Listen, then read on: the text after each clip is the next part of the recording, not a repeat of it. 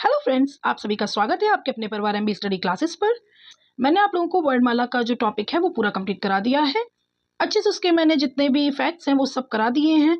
और आज जो हम करेंगे वो वर्णमाला के टॉप 50 PYQs करेंगे, जो कि टेट, SSC या जितने भी कॉम्पिटेटिव एग्जाम्स हैं उनमें आए हुए हैं और बार बार रिपीट होते हैं।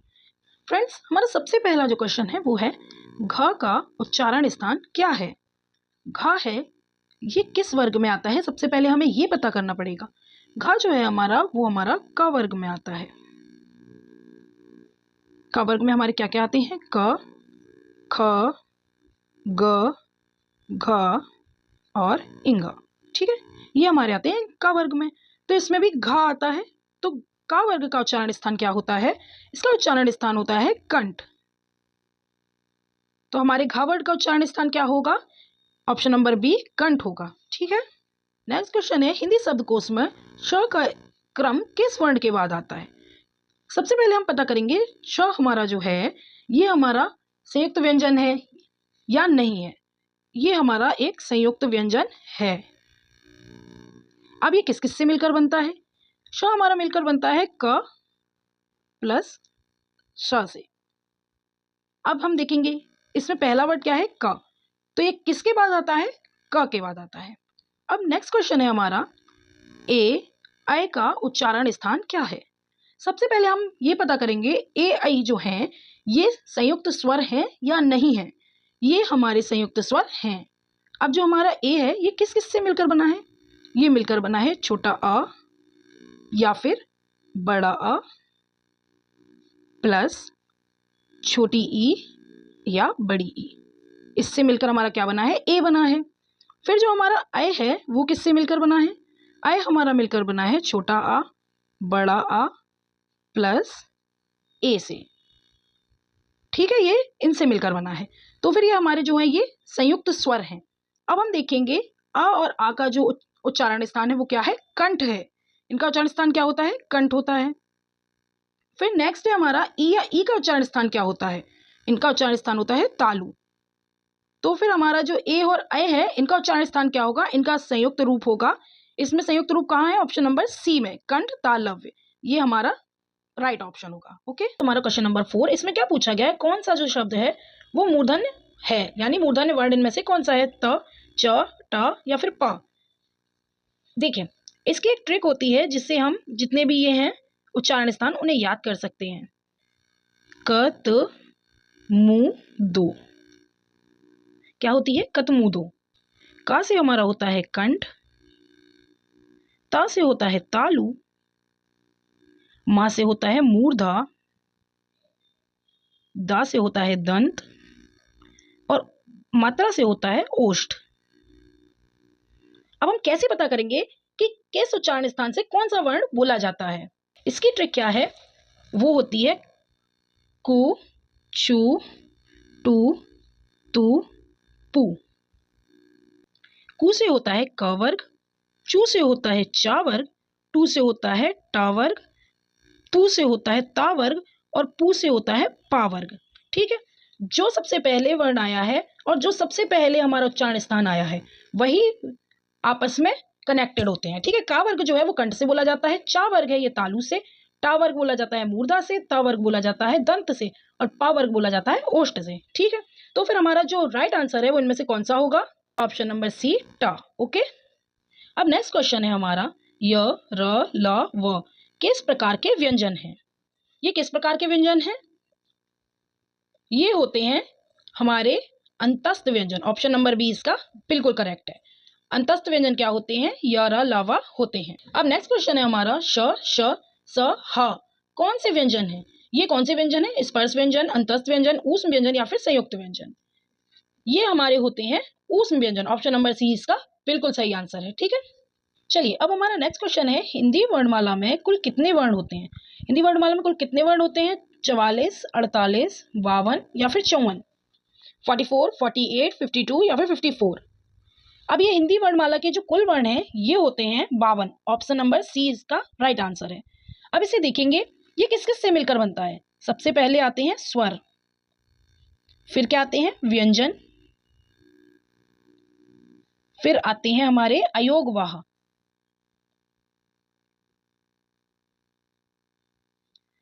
फिर उसके बाद इसमें जो ऐड होते हैं वो होते हैं संयुक्ताक्षर, और एंड में इसमें आते हैं ताड़नजात।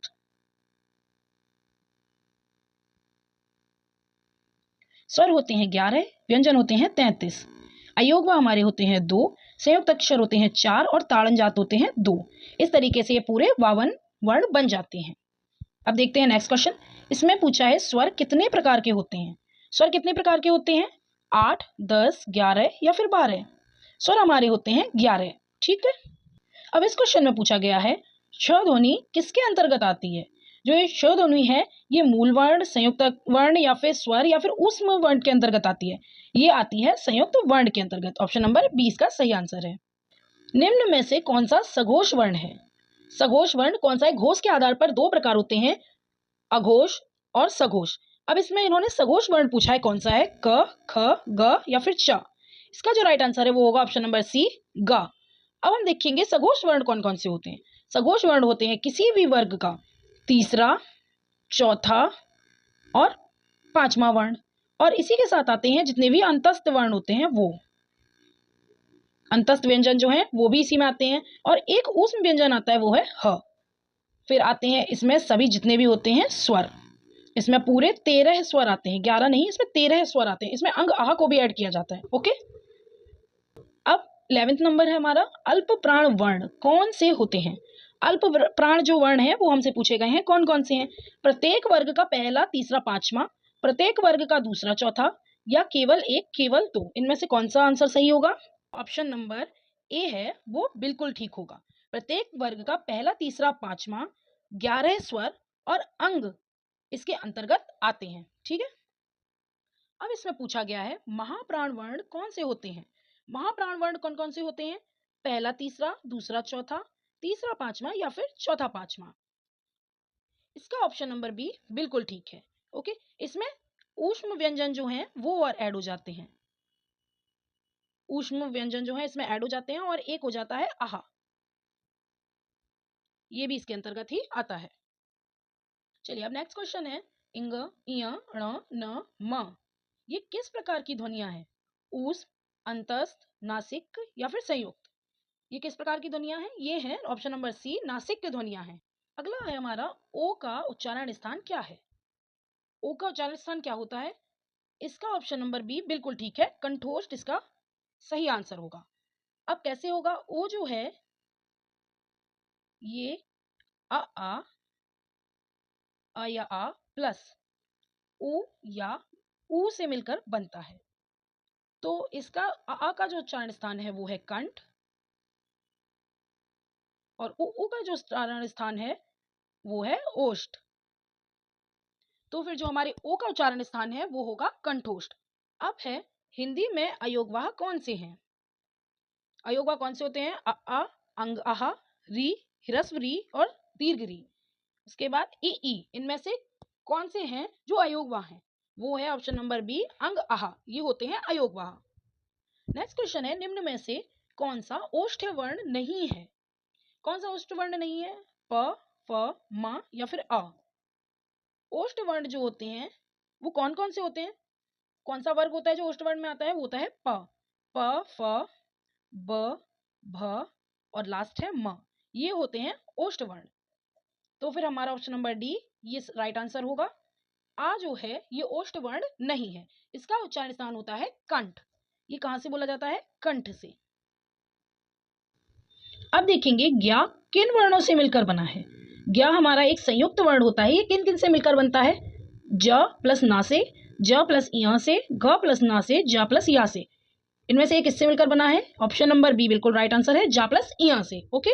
अब नेक्स्ट है हमारा वर्णों के व्यवस्थित समूह को क्या कहते हैं? भाषा, वर्णमाला, शब्द या फिर वाक्य।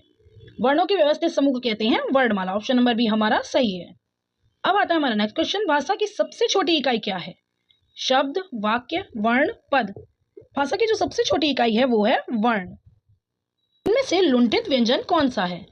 लुंठित व्यंजन रा है, ला है, वाह है, या है। कौन सा है? लुंठित व्यंजन जो है वो सिर्फ एक ही है, वो कौन सा है? वो है रा। रा लुंठित। अब नेक्स्ट क्वेश्चन है, पार्श्विक व्यंजन कौन सा है?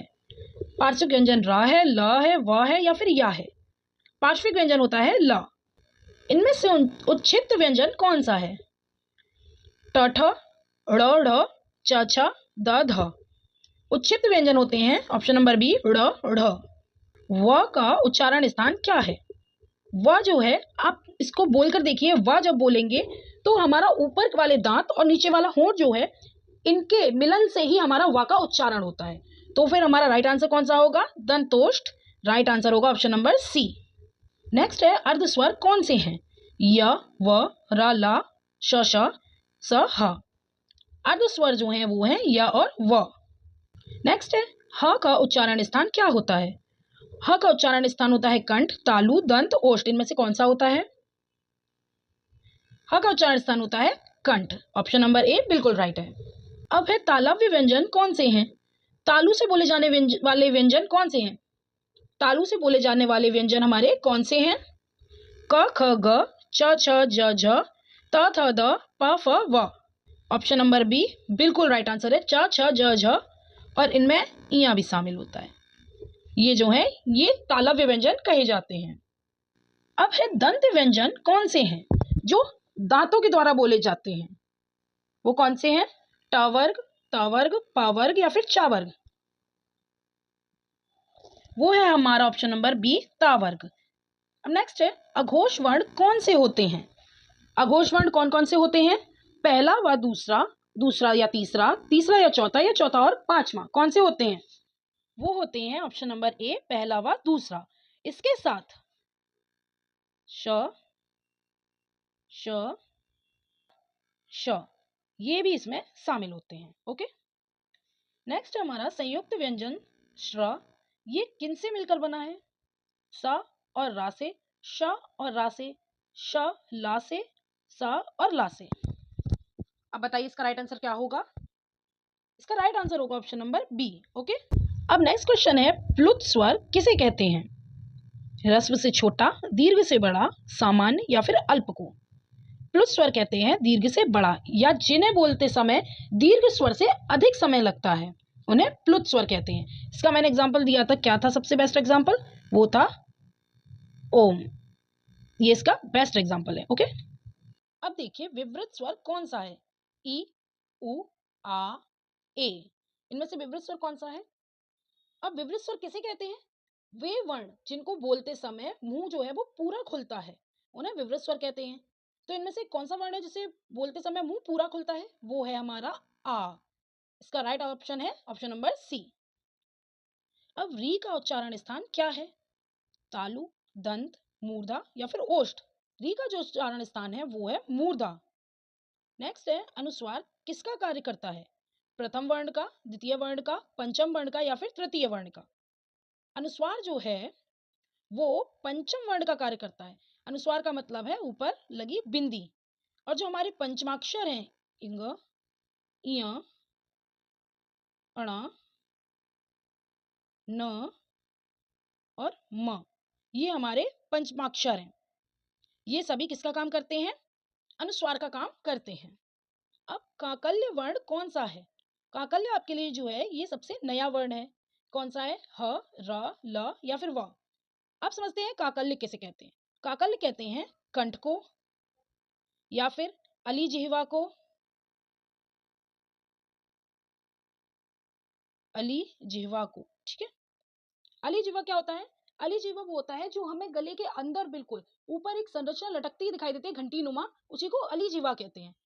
आप बताइए कौन सा है? मैंने इसमें कंठ भी बता दिया, अली जिह्वा भी बता दिया है। इसका राइट आंसर है ऑप्शन नंबर ए, हा।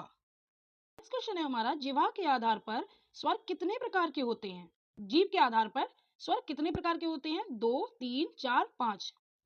इसका राइट आंसर है ऑप्शन नंबर बी, 3 प्रकार के होते हैं। कौन कौन से? अग्र स्वर, मध्य स्वर और लास्ट है हमारा पश्च स्वर। ओके। अब नेक्स्ट हमारा क्वेश्चन है मध्य स्वर कौन सा है? इनमें से मध्य स्वर कौन कौन से हैं? छोटा अ, छोटी ई, छोटा उ या फिर ए? इनमें से मध्य स्वर कौन सा है हमारा? इसका ऑप्शन नंबर ए बिल्कुल सही आंसर है, छोटा आ हमारा मध्य स्वर होता है। नेक्स्ट है हमारा अग्र स्वर कौन से हैं? ई, ए, आई, उ, आ, ओ या फिर आ? इनमें से हमारे अग्र स्वर हैं वो कौन से हैं? वो है ऑप्शन नंबर ए। इसमें री और ऐड हो जाता है, ठीक है, ये हमारे अग्र स्वर हैं। नेक्स्ट है हमारा पश्च स्वर, इनमें से कौन से हैं? ए ई, या फिर आ उ ओ औ, या फिर है अ ई ए आई। इनमें से राइट आंसर कौन सा होगा? राइट आंसर होगा ऑप्शन नंबर बी, आ उ ओ औ पश्च स्वर होते हैं। अब क्वेश्चन है हमारा समृद्ध स्वर कौन से हैं? आ ई उ ए आई ओ औ। इनमें से हमारे समृद्ध स्वर कौन से हैं? इसका ऑप्शन नंबर बी बिल्कुल राइट है, ई उ जो है हमारे समृद्ध स्वर हैं। नेक्स्ट क्वेश्चन है स्पर्श व्यंजनों की संख्या कितनी है? 20, 25, 30, 35।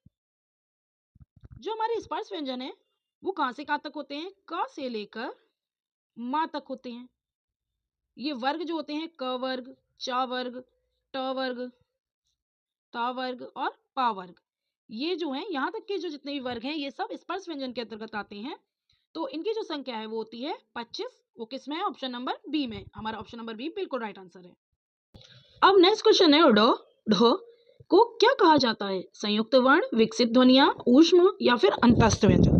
क्या कहा जाता है इन्हें? इन्हें कहा जाता है विकसित ध्वनियां। Option number B right answer है।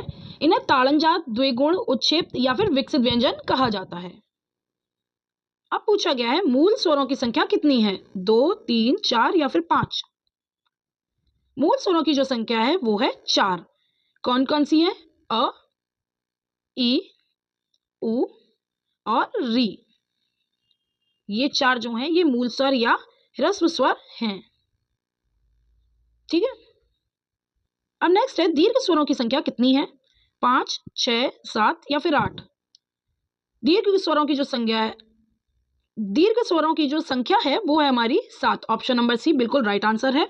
अब है हमारा क्वेश्चन स का उच्चारण स्थान क्या है? तालव्य, मूर्धन्य, दंत या फिर कंठ। इस स का जो उच्चारण स्थान है वो है ऑप्शन नंबर सी दंत। ओके। अब नेक्स्ट आता है श का उच्चारण स्थान क्या है? तालु, मूर्धा, दंत या फिर ओष्ठ। इस सा का जो उच्चारण स्थान है वो है ऑप्शन नंबर बी मूर्धा। अब आता है श का उच्चारण स्थान क्या है? श का जो उच्चारण स्थान है वो तालव्य है, मूर्धन्य है, कंठ है या फिर दंत है। इसका जो राइट आंसर है वो ऑप्शन नंबर ए तालव्य। नेक्स्ट क्वेश्चन है हिंदी में अयोगवाह कितने होते हैं? 1, 2, 3 या फिर 4। अयोगवाह की जो संख्या है वो है ऑप्शन नंबर बी 2। कौन कौन से हैं? अंग और आहा, ये दोनों क्या है? अयोगवाह है। ओके। नेक्स्ट क्वेश्चन है संयुक्त स्वर, यहां पर होगा नहीं, नहीं कहा गया यहां पर। ओके। संयुक्त स्वर इनमें से कौन सा नहीं है? ए, आई, ओ, अ। इनमें से संयुक्त स्वर नहीं है वो है अ। छोटा आ ये हमारा संयुक्त स्वर नहीं है। ए जो है वो आ और ई से मिलकर बनता है। आई जो है वो आ और ए से मिलकर बनता है। ओ हमारा आ या आ और ऊ से मिलकर बनता है। ओके। नेक्स्ट क्वेश्चन है हिंदी में व्यंजनों की संख्या कितनी होती है? 33, 35, 41 या फिर 39। जो राइट ऑप्शन है वो है ऑप्शन नंबर ए 33। ये हिंदी में व्यंजनों की संख्या है। आज का हमारा लास्ट क्वेश्चन है ऊष्म व्यंजन कौन से हैं? य, ल, व, श, शाह, क, ख, ग, घ, त, थ, द, ध। इनमें से ऊष्म व्यंजन कौन से हैं? ऑप्शन नंबर बी श, शाह, ये हमारा राइट आंसर होगा। तो फ्रेंड्स आज जो हमने 50 PYQs किए हैं ये किसी ना किसी कॉम्पिटिटिव एग्जाम में जरूर आए हुए हैं। तो आप सभी पहले वर्णमाला टॉपिक की मैंने वीडियो अपलोड की थी, उसको आप अच्छे से देख लीजिए, फिर ये 50 क्वेश्चंस जरूर से लगाइएगा। ये आपकी प्रैक्टिस के लिए है क्योंकि ये PYQs भी हैं और MCQs भी हैं, तो आपको बहुत अच्छे से जो प्रैक्टिस है वो हो जाएगी। फिर आपका कोई भी एग्जाम हो उसमें आपके हिंदी वर्णमाला टॉपिक से एक भी क्वेश्चन गलत नहीं होगा। फ्रेंड्स अगर आपको मेरी वीडियो अच्छी लगी हो तो इस वीडियो को लाइक कीजिए, शेयर कीजिए। आप इस चैनल पर नए हैं तो इसे सब्सक्राइब कीजिए। चलिए मिलते हैं नेक्स्ट वीडियो में। Thanks for watching.